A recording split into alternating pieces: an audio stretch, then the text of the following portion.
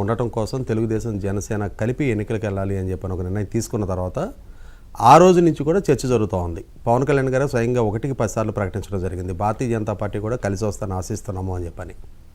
ఈ నేపథ్యంలోనే గతంలో ఒకసారి నిన్న ఒకసారి అంటే వాస్తవంగా చంద్రబాబు నాయుడు గారి అరెస్టుకు ముందు ఒకసారి ఆగస్టు నెలలో కూడా చంద్రబాబు నాయుడు గారిని అమిత్ షా గారు నడ్డా గారు ఢిల్లీ పిలవడం జరిగింది. బహుశా ఆ రోజు అందరూ అనుకున్నది ఏంటి అంటే తెలంగాణ ఎన్నికల్లో సహజ కోసం అని చెప్పని తెలంగాణ ఎన్నికల్లో తెలుగుదేశం భారతీయ జనతా పార్టీ కలిసి పోటీ చేసే లక్ష్యంతో పిలిచారు అని చెప్పని అనుకున్నారు. కానీ వాస్తవంగా ఆ సమావేశంలో అసలు ఏం చర్చించారు అనేది ఇరుపక్షాల వైపు నుంచి కూడా ఎటువంటి ప్రకటన రాలేదు, ఎటువంటి వివరణ ఇవ్వాల. ఆ అంశాన్ని పక్క పెట్టేస్తే గత ఫిబ్రవరిలో చంద్రబాబు నాయుడు గారిని ఢిల్లీ పిలిచి మాట్లాడిన తర్వాత చంద్రబాబు నాయుడు గారు వారి శ్రేణులకు రివీల్ చేయడం జరిగింది. అమిత్ షా గారు మనల్ని ఎన్డీఏలోకి మళ్ళీ తిరిగి ఆహ్వానిస్తూ ఉన్నారు, నరేంద్ర మోడీ గారే చెప్పమన్నారు అని చెప్పడం జరిగింది అని చెప్పని దాని మంచెడులు అంటే ప్రోస్ కాన్స్ అన్నీ కూడా మాట్లాడుకోవడం జరిగింది.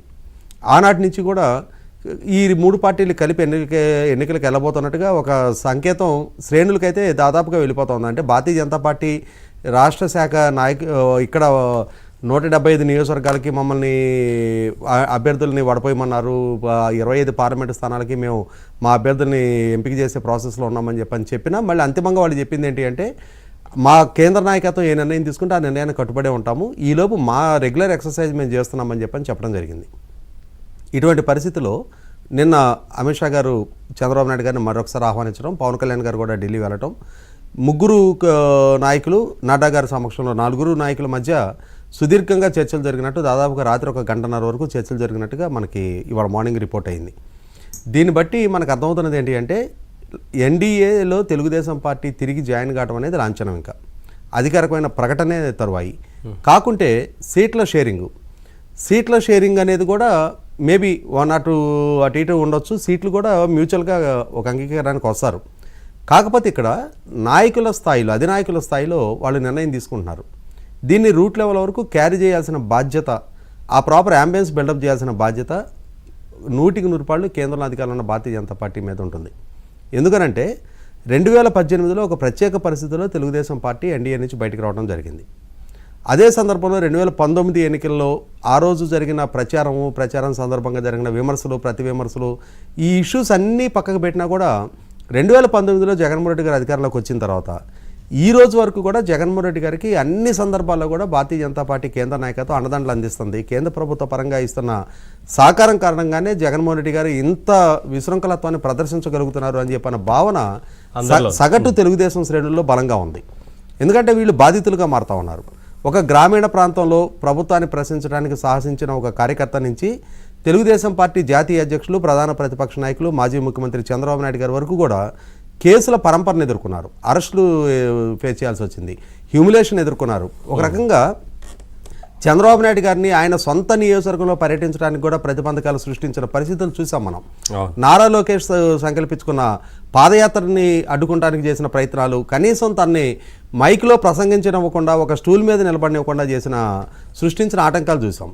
పవన్ కళ్యాణ్ గారిని ఆంధ్ర ప్రాంతంలోకి అడుగుపెట్టనివ్వకుండా జగ్గైపేట దగ్గర నిలవరించిన తీరు చూసాం. ఆయన జనవాణి కార్యక్రమానికి విశాఖపట్నం పర్యటనకి వెళ్తే హోటల్కి పరిమితం చేసి తర్వాత హోటల్ నుంచి బలవంతంగా విజయవాడ తరలించిన తీరు చూసాం. అంటే ఈ స్వేచ్ఛాయుత వాతావరణంలో కనీసం డే టు డే అఫైర్స్ కూడా నడుపుకోలేని స్థితిలోకి రాజకీయ పార్టీని నెట్టేయడం జరిగింది. ఈ రోజుకి కూడా జగన్మోహన్ రెడ్డి గారు తన చేతిలోని వ్యవస్థలను నడిపెట్టి 1 ఓటర్లని, 2 వాలంటీర్లని, 3 డ్వాక్రా మహిళల్ని ప్రలో పెడతా ఉన్నారు. ఇంకొక పక్క మతపరమైన అప్పీల్స్ చేస్తూ ఉన్నారు. జగన్మోహన్ రెడ్డి గారి నిన్న స్టేట్ ఎలక్షన్ కమిషనరు అన్ని రాజకీయ పక్షాలతో మీటింగ్ పెట్టి మతము, ప్రాంతం, కులం ప్రాతిపదిక మీద ఓట్లు అప్పీల్ చేయొద్దు అని చెప్పని, చేస్తే కనుక డిస్క్వాలిఫై చేస్తామని చెప్పని నిన్న ఆయన అప్పీల్ చేశాడు. నిన్నటి రోజున మనకి పాడేరు నుంచి రిపోర్ట్ అయింది ఏంటి, 2000 మంది ఫాస్టర్స్ని సమీకరించి జగన్మోహన్ రెడ్డి గారి మేనత్త అక్కడ వాళ్ళందరికీ నగదు పంపిణీ చేశారు, అక్కడ అడ్డుకోవడానికి ప్రయత్నం చేసిన పోలీసుని బెదిరించారు అని చెప్పని వార్తలు రావడం జరిగింది. ఎవరిని డిస్క్వాలిఫై చేయబోతున్నారు ఇప్పుడు? ఆ పాడేరు అభ్యర్థిని డిస్క్వాలిఫై చేయబోతున్నారా? వైసీపీ పార్టీకి మద్దతుగా ఆమె చేస్తున్న ప్రచార నేపథ్యంలో వైసీపీ పార్టీని డిస్క్వాలిఫై చేయబోతున్నారా? ఇవాళ మంత్రి జోగి రమేష్ దగ్గర నుంచి మొదలుపెట్టి ద్వారంపూడి చంద్రశేఖర్ రెడ్డి వరకు చాలా సందర్భాల్లో ఇవాళ మతపరమైన ప్రచారం చేసింది మనం బాహాటంగానే వీడియోలోనే విన్నాం మనం. పైగా వాళ్ళందరికీ నగదు పంపిణీ చేస్తూ ఉన్నారు.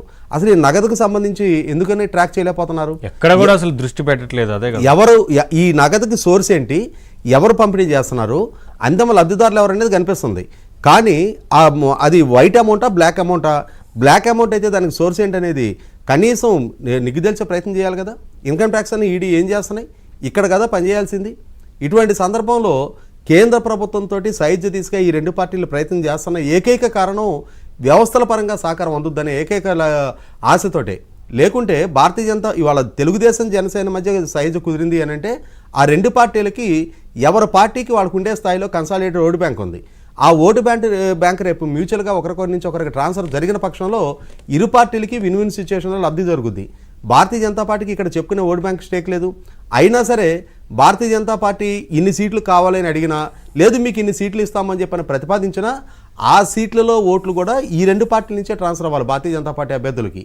అటువంటి సందర్భంలో భారతీయ జనతా పార్టీకి ఆ ఓటు ట్రాన్స్ఫర్ అనేది స్మూత్గా జరగాలి అని అంటే ఆ ప్రాపర్ అంబియన్స్ బిల్డప్ చేయాల్సిన బాధ్యత, జగన్మోహన్ రెడ్డి గారిని కట్టడి చేయడానికి కావాల్సిన చొరవ చూపాల్సిన బాధ్యత, కేంద్రంలో అధికారంలో ఉన్నాం, వ్యవస్థలు మా చేతిలో ఉన్నాయి అని చెప్పని దాన్ని రుజువు చేయాల్సిన బాధ్యత భారతీయ జనతా పార్టీ. ఇక్కడ ఇంకొక విషయం ఏంటంటే ఇదే సందర్భంలో భారతీయ జనతా పార్టీ రాష్ట్ర నాయకత్వం కొంతమంది, నేను అందరని అంటలా, కొంతమంది చేసే అత్యుత్సాహ ప్రకటనలు రాత్రి మన ఛానల్లో జరిగిన చర్చలో చూసాం మనం. బీజేపీ ప్రతినిధిగా పాల్గొన్న రఘురాము తెలుగుదేశం పార్టీ 1 సంవత్సర కాలంగా మా ఇంటి చుట్టూ తిరిగి, అంటే ఢిల్లీ మా చుట్టూ తిరిగి ప్రాధేయపడుతున్నారు, ఇప్పటికి ఒక షేప్కి వచ్చింది అని చెప్పని కామెంట్ చేస్తూ ఉన్నాడు. ఇటువంటి అత్యుత్సాహపు ప్రకటనలు, అతి మాటలు ఎంత తగ్గించుకుంటే అంతగా రేపటి రోజున మీ అభ్యర్థులకు మేలవుద్ది. లేదు అని అంటే ఇటువంటి ప్రకటన చేసిన పర్యవసానం అది తెలుగుదేశం శ్రేణుల ఆత్మాభిమానానికి సంబంధించిన అంశం. చంద్రబాబు నాయుడు గారు నిర్ణయం తీసుకున్నా ప్రతి ఓటు వేసే చంద్రబాబు నాయుడు గారు కాదు, మీ అభ్యర్థులు నిలబడ్డ నియోజకవర్గాల్లో మీకు ఓట్లేసి గెలిపించాల్సిన బాధ్యత, మీ గెలుపు బాధ్యత భుజాన మొయ్యాల్సిన బాధ్యత తెలుగుదేశం శ్రేణులు, జనసేన